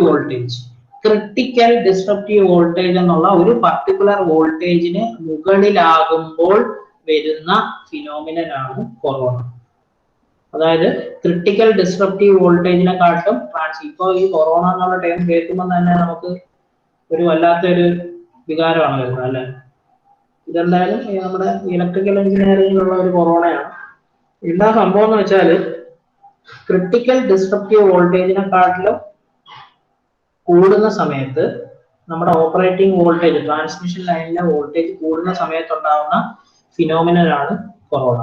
അപ്പൊ ഈ കൊറോണ ഉണ്ടാകുന്ന സമയത്ത് എന്തൊക്കെയാണ് വരുന്നതെന്നാണ് പറയുന്നത്. ഒന്നെന്ന് പറയുന്നത് ഈ കണ്ടക്ടറിന് ചുറ്റിനും ഒരു ഫെയിന്റ് വയലറ്റ് ഗ്ലോ ഉണ്ടാവും. ഈ കണ്ടക്ടറിന് ചുറ്റിനും ഞാനിവിടെ വരച്ചേക്കുന്ന പോലെ ഒരു സ്പാർക്ക് പോലെ, ഒരു നല്ലൊരു തിളക്കം പോലെ. അതായത് ശരിക്കും പറഞ്ഞാൽ കൊറോണ എന്ന് പറഞ്ഞാല് നമ്മുടെ ഒരു ഇലക്ട്രിക് സ്ട്രെസ് കാരണം, ആ ഇലക്ട്രിക് സ്ട്രെസ് കണ്ടക്ടറിന് ചുറ്റിനും കൂടിയിട്ട് ആ കണ്ടക്ടറിന്റെ ഔട്ട്സൈഡ് സർഫസിൽ കൂടെ ഒരു സ്പാർക്ക് വരികയും ചുറ്റിനും ഉള്ള എയർ അയോണൈസ് ചെയ്യുകയും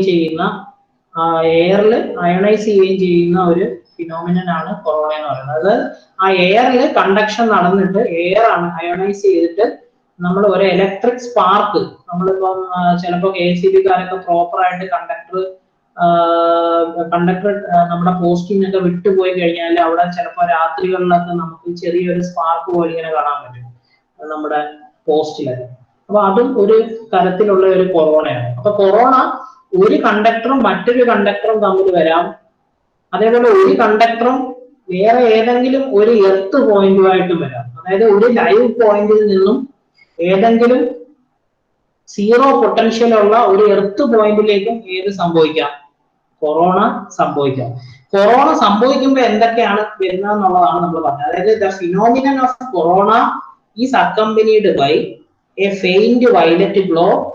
അടുത്തത് ഹിസിംഗ് സൗണ്ട്. ഹിസിംഗ് സൗണ്ട് എന്ന് പറഞ്ഞാൽ ഞാൻ കഴിഞ്ഞ പ്രാവശ്യം പറഞ്ഞു നിങ്ങളോട്, എന്നുള്ള ഒരു ആ സ്പാർക്ക് വരുമ്പോൾ ഉള്ള ഒരു സൗണ്ടിനെയാണ് ഹിസിംഗ് സൗണ്ട് എന്ന് പറയുന്നത്. എന്നുള്ള സൗണ്ട്. അതായത് എന്തെങ്കിലും ഷോർട്ട് സർക്യൂട്ട് ഒക്കെ വരുമ്പോൾ നമ്മൾ ആ ഒരു സ്പാർക്ക് വരുമ്പോൾ ഉണ്ടാകുന്ന സൗണ്ടാണ് ഹിസിംഗ് സൗണ്ട്. അതിനോടൊപ്പം തന്നെ പ്രൊഡക്ഷൻ ഓഫ് ഓസോൺ ഗ്യാസ്, അതായത് ഒരു പർട്ടിക്കുലർ ഗ്യാസും ആ കണ്ടക്ടറിന് ചുറ്റും ഉണ്ടാവും. അതായത് ആ കണ്ടക്ടറിന് ചുറ്റിനുള്ള എയർ അയോണൈസ് ചെയ്യുന്നതെന്നാണ് നമ്മൾ മനസ്സിലാക്കുന്നത്. എയർ അയോണൈസ് ചെയ്യുന്ന സമയത്ത് അതിന് ചുറ്റിനും ഓസോൺ ഗ്യാസ് പ്രൊഡക്ഷൻ നടക്കും. പിന്നെ കൊറോണ എന്ന് പറയുന്നത് ബേസിക്കലി ആ സ്പാർക്ക് ആയതുകൊണ്ട് തന്നെ ആ സ്പാർക്ക് അവിടെ ഉണ്ടാകുമ്പോൾ ആ സ്പാർക്ക് കാരണം അവിടെ ഹീറ്റ് ഉണ്ടാവും, ചൂടുണ്ടാവും. അത് കാരണം എന്തായാലും അവിടെ പവർ ലോസ് ഉണ്ടാവും. കൊറോണ വന്ന് ഒത്തിരി നേരം സ്പാർക്ക് വന്നുകൊണ്ടിരിക്കുകയാണെന്ന് പറഞ്ഞാൽ that much amount of heat energy is dissipated there. അതായത് അത്രയും ഹീറ്റ് എനർജി അവിടെ യൂസ്ലെസ് ആയിട്ട് ഉണ്ടായിട്ട് നഷ്ടപ്പെട്ടുകൊണ്ടിരിക്കുകയാണ്. പിന്നെ കൊറോണയുടെ വേറെ പ്രത്യേകത എന്ന് വെച്ചാൽ കൊറോണ റേഡിയോ ഇന്റർഫറൻസ് ഉണ്ടാകും. കൊറോണയുടെ അടുത്ത് ഈ നമ്മൾ കൊറോണ ഉണ്ടാകുന്ന ഇലക്ട്രിക് ലൈനിന്റെ അടുത്തൂടെ എന്തെങ്കിലും നമ്മുടെ BSNL-ന്റെ കേബിളോ അല്ലെ നമ്മുടെ ടെലിഫോൺ കേബിൾ പോവുകയാണെങ്കിൽ, കമ്മ്യൂണിക്കേഷൻ കേബിളുകൾ പോവുകയാണെങ്കിൽ അതിന് ഇന്റർഫറൻസ് ഉണ്ടാക്കി കമ്മ്യൂണിക്കേഷൻ സിസ്റ്റത്തിനെ അത് ബാധിക്കും. അപ്പൊ എന്താണ് കൊറോണ എന്ന് പറഞ്ഞാൽ എന്താണ്? കൊറോണ എന്ന് പറഞ്ഞാൽ നമ്മുടെ ട്രാൻസ്മിഷൻ ലൈനിലെ അപ്ലൈഡ് വോൾട്ടേജ് ഏതിനെ എക്സീഡ് ചെയ്യുമ്പോൾ, ക്രിട്ടിക്കൽ ഡിസ്റപ്റ്റീവ് വോൾട്ടേജ് എന്ന് പറയുന്ന ഒരു വോൾട്ടേജിനെ എക്സീഡ് ചെയ്യുമ്പോൾ ഉണ്ടാവുന്ന ഒരു ഫിനോമിനൻ ആണ് കൊറോണ. നമ്മളിവിടെ അറിഞ്ഞിരിക്കുന്നതാണ് 220 kV 110 kV എബോവ് വരുന്ന ഒരു ലൈനിലൊക്കെയാണ് പ്രധാനമായിട്ടും ഹൈ ട്രാൻസ്മിഷൻ ലൈനിലെ കൊറോണ എന്നുകൊണ്ട് ഉദ്ദേശിക്കുന്നത്. അപ്പൊ എന്താണ് corona? Is the phenomenon occurring in very high voltage transmission lines when the operating voltage of the transmission line exceeds the operating voltage of the transmission line exceeds a particular voltage called critical disruptive voltage. ഈ critical disruptive voltage എന്ന് പറയുന്ന വോൾട്ടേജിനെ നമ്മുടെ operating voltage exceed ചെയ്ത് കഴിഞ്ഞാൽ corona ഉണ്ടാവും. പക്ഷേ അപ്പോൾ കൊറോണ ഉണ്ടാവുമെങ്കിലും നമുക്കത് കണ്ണുകൾ കൊണ്ട് കാണാൻ പറ്റത്തില്ല. അപ്പൊ നമുക്ക് അതായത് കൊറോണ അവിടെ ഉണ്ടാവും, പക്ഷെ ആ സ്പാർക്ക് എന്ന് പറയുന്നത് നമുക്ക് കാണാൻ പറ്റണമെന്നില്ല. ഈ കൊറോണ സ്റ്റാർട്ട് ചെയ്യുമ്പോൾ നമുക്കത് കാണാൻ പറ്റണമെന്നുണ്ടെങ്കിൽ അത് വിഷ്വൽ ക്രിട്ടിക്കൽ വോൾട്ടേജ് എന്ന് പറയുന്ന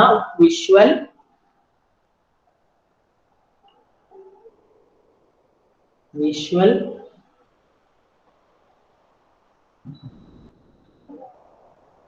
ക്രിട്ടിക്കൽ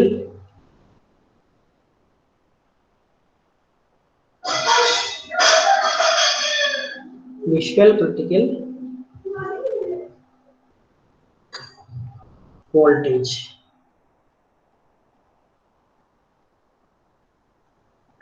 അതായത് കൊറോണ നമ്മുടെ ഹ്യൂമൻ ഐക്ക്, അതായത് നമ്മുടെ മനുഷ്യന് കാണാൻ പറ്റണമെന്നുണ്ടെങ്കിൽ ഈ ക്രിട്ടിക്കൽ ഡിസ്ട്രപ്റ്റീവ് വോൾട്ടേജ് കഴിയുമ്പോൾ കൊറോണ ഉണ്ടായാലും അതിനുശേഷം കുറച്ചുകൂടെ വോൾട്ടേജ് കൂടി വിഷ്വൽ ക്രിട്ടിക്കൽ വോൾട്ടേജ് എന്ന് പറയുന്ന ഒരു വോൾട്ടേജ് എത്തിയാൽ മാത്രമേ നമുക്ക് കൊറോണ കണ്ണുകൾ കൊണ്ട്, മനുഷ്യന്റെ കണ്ണുകൾ കൊണ്ട് നമുക്ക് കാണാനായിട്ട് സാധിക്കത്തുള്ളൂ. ഇതിന്റെ രണ്ടിന്റെ ഒരു ഇക്വേഷൻ ഉണ്ട്, അത് ഞാൻ നിങ്ങൾക്ക് തന്ന നോട്ടിൽ തന്നിട്ടുണ്ട്. അതേപോലെ തന്നെ കഴിഞ്ഞ ക്ലാസ്സിൽ നമ്മളത് ഡിസ്കസ് ചെയ്തിട്ടുണ്ട്.